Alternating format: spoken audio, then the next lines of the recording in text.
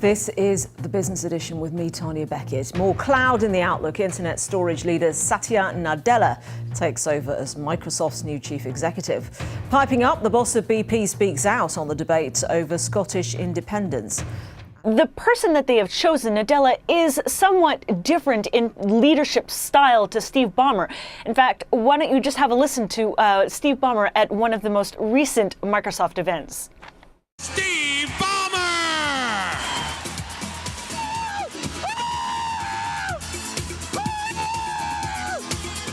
I love this company. Yes!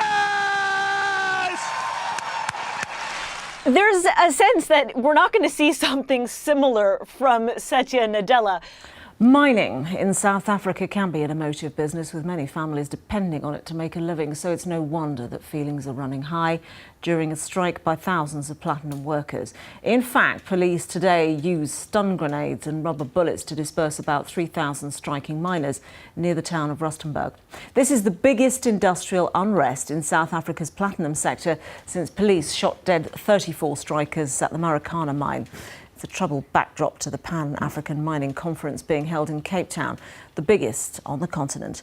Our Africa business correspondent Lerato Mbele has been covering it for us. The mining indaba is still underway in Cape Town, South Africa. And whereas investors were bullish about the mining environment on day one, today is day two and they're getting into the weightier issues. Top of the agenda today has been the situation of labour unrest on South Africa's platinum mines. I caught up with South Africa's Minister of Mineral Resources, Susan Shabangu, and asked what she's doing to allay fears about the risks involved in investing in South Africa's mines and also bringing the various parties to the table. As you know that already we are intervening. The Department of Labour, supported by us as Mineral Resources, are engaging AMCU specifically and the platinum sector employers in trying to find an amicable solutions.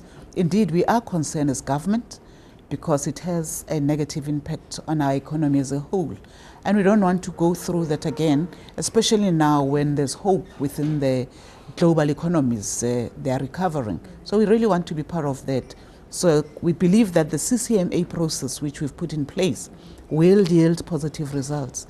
Where we are today, they are meeting again after all parties have gone out to consult with their respective constituencies. So I must say that we are confident that they'll find a solution quickly than yesterday, because if we are unable to do that indeed, we might be heading for another crisis. A wage agreement would be one solution, but it doesn't really solve the greater problem. Already, Anglo American Platinum says it's shedding an additional 1,400 jobs, and that's over and above its program of rationalization, irrespective of what happens with these talks.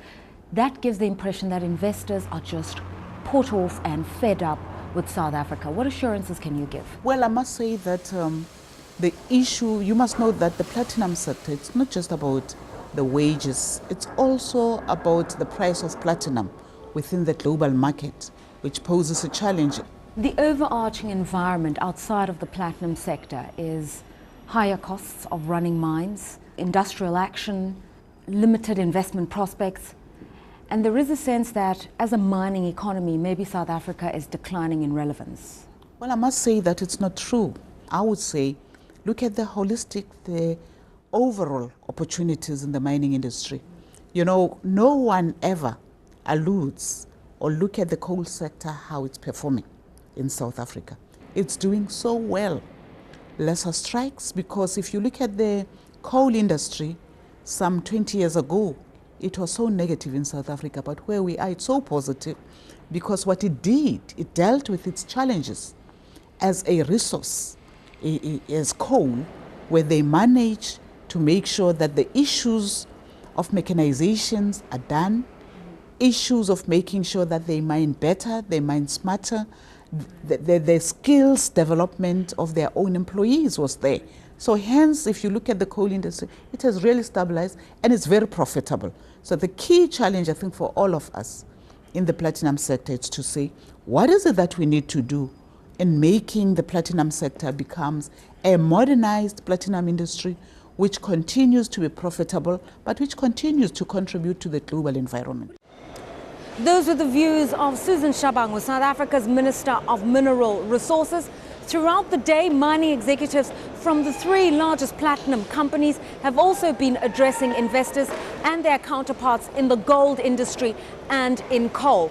As the seminars proceed, the sense of whether or not investors are optimistic about the South African mining environment will be gauged further. Lerato Mbele at the Mining Indaba in Cape Town, South Africa.